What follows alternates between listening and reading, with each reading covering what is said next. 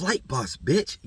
For sure. You're not listening to the Mind of an Aries Moon. I am the Royal Archangel Uriel, and I'm here to carry out God duties and motherfucking responsibilities. And this video right here is the synastry between Sun and Aries and Sun and Gemini.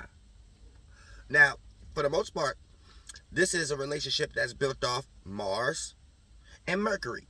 So the common goal, even if y'all guys not into astrology, for your relationship to stance, both of y'all have to be into the same thing, and that same thing has to have something to do with being passionately invested into communication, thinking, or sapphire-sexual energy, or being motivated for these things, or using a lot of thinking, communication, or sharing ideas for things that deal with passion, motivation, desires, even sexual energies, or having conversations, air, Mercury, that can cool off anger and aggression, or competitive, or negative energies at the moment.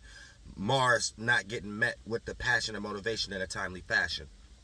Now, when you guys find that energy and things of that nature, you're going to have to direct it towards something in life. So hopefully you guys have a common interest, right? And then the Aries and the Gemini is going to play a role. Even if y'all roles switch, the situation has to have the common elemental energy to it.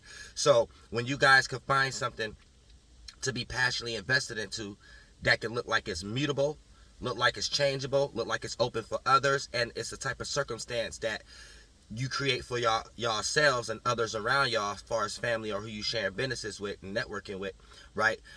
Open to the point that no one has to feel weird or guilty or going to be judged when it's time for them to present the idea that they want to be shared.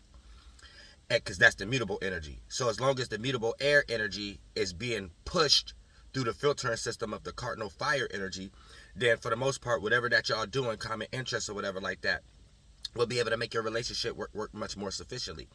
So for the most part, it'll be a situation where if you guys got a common interest, soon as you guys are passionate about communicating or sharing a lot of ideas about passions and motivations, and direct that towards initiating and creating something new that has something to do with social networking, aligning others with it, or aligning all of you guys' ideas, and whatever you guys get ready to create as a team, a partnership, can be something that others can be helped by based upon conversation, psychology.